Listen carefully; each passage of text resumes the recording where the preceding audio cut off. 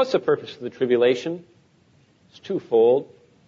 We're going to see this as we plod through the book of Revelation. The tribulation, number one and foremost, is to bring Israel back to God. And after they've laid down their arms, and after they have let the beast come into their temple, and after all that's happened, he starts making himself out as God, they're going to realize that they believed in the wrong one, and they're going to start running for their lives. And the tribulation hour is going to culminate with the Jews encircled, and they're going to be hiding for their very existence. Finally, all the Jews are in one place. They've been all herded into one place, and what Hitler planned to do, what Satan always wanted to do, is going to be almost within their grasp. And at that instant, in Revelation 16, they all gather in a place called Armageddon, the plain of Megiddo. It's a beautiful battlefield. Many battles have been fought there. Napoleon said it was the ideal battlefield of the world. God said that much earlier. And all the nations of the earth are going to converge. It says that the hordes of the east are going to come in, countless millions. It said the Confederacy of the North and the Southern Coalition, they're all going to converge to do one thing, to stamp out the only blight on the earth, the Jews. And in that instant when they come, I want you to turn there and see in Zechariah, if I can remember my verse and find it, chapter 12. Here we go, Zechariah 12. That's just back from Matthew. This is a climactic moment. Zechariah 12, and starting in verse 10. In that instant, as the armies converge and as they encircle the Jews, and as Jerusalem is besieged, and it looks hopeless, and they're going to have the life crushed out of them, in that instant, God says, I will pour out, verse 10 of Zechariah 12, on the house of David, on the inhabitants of Jerusalem, the spirit of grace and supplication. You know, a lot of people that are very earnest-hearted Bible students, they say, I don't understand how come there's so many verses that say, hold on through the tribulation. Why would God write those verses if the church wasn't going through the tribulation? Well, all those verses also say that when you see someone in Jerusalem, flee to the Judean wilderness.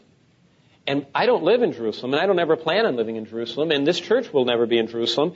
And that's because all those verses in the New Testament that talk about enduring the tribulation were written for this group of people that verse 10 says God is going to pour out on the house of David, who are all back in the land in unbelief, and on the inhabitants of Jerusalem, they're going to be back in that land, and they're going to be multiplied, millions of them, a spirit of grace and supplication, so they will look on me whom they pierced.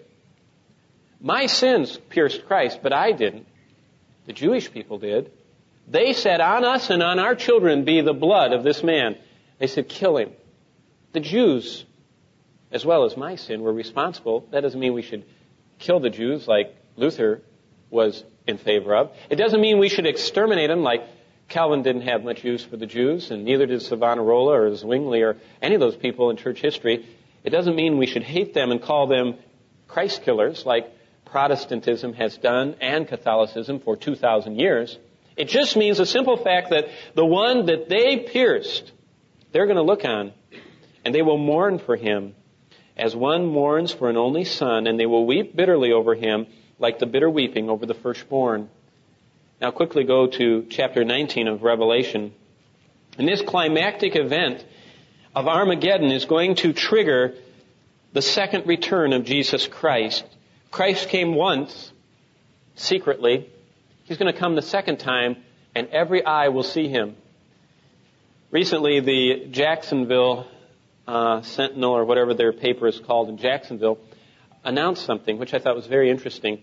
Jacksonville is one of the larger cities in America, not in population, Jacksonville, Florida, that is, but in land size, and they're incorporated city limits. The city is 800 square miles. Pretty good size for the number of people.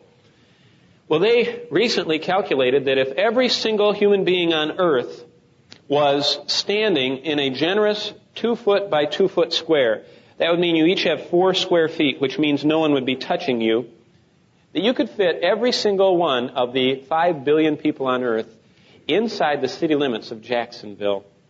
Isn't that interesting? People don't take up that much room, as long as they don't have houses and cars and stuff.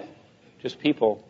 That's why it is going to literally be possible for every single human being that's ever lived to stand before the judgment seat, the great white throne. Well, hundreds of millions are going to converge in the Holy Land. A lot of people have had trouble with that. They say, oh, it's just figurative. No, the armies of the world will all converge. And in that instant when they think that they are going to have the conquest, verse 11 of chapter 19 takes place. Armageddon has come. They've encircled the holy city. They've encircled the Jewish people. And I saw heaven open, verse 11 said, and behold a white horse, and he that sat upon it called Faithful and True and Righteous. He judges and wages war, and his eyes are a flame of fire. On his head are many diadems, a new name written upon him, which no one knows except himself. He's clothed with a robe dipped in blood. His name is called the Word of God. The armies which are in heaven, clothed in white linen, white and clean, were following him on white horses. And from his mouth comes a sharp sword, so that with it he may smite the nations. He will rule them with a rod of iron. He treads the winepress of the fierce wrath of God. And on his robe and on his thigh he has a name written, King of Kings and Lord of Lords. And that's the second coming that no one will miss. And Jesus Christ comes down. He defeats those armies around the nation of Israel, and his feet touch, Zechariah tells us, the Mount of Olives. And when he touches the Mount of Olives, a dramatic earthquake splits the Mount of Olives in half. And a river of water flows down to the Dead Sea, and another river flows out to the Mediterranean, and the whole topography of the earth changes. We enter into that period described in Matthew 25, judgment of the nations. And Christ comes down, he incinerates his foes, he divides up all the people that are left on the earth. And a lot of people have always wondered, who is living in the millennium? Well, that's what chapter 25, if you want to turn there, of Matthew is talking all about. And it says in Matthew 25, starting in verse 31, it says, when the Son of Man comes in his glory and all the angels with him, he will sit on a glorious throne. And that's always been the conflict in the years. How can Christ come in 1 Thessalonians 4 and only some people see him? But yet it says right here he's going to come and all the nations will be gathered before him and he'll separate them, verse 32 says. The one from the other, as the shepherd separates his sheep from the goats. And verse 33 says he puts the goats on his left and the sheep on his right.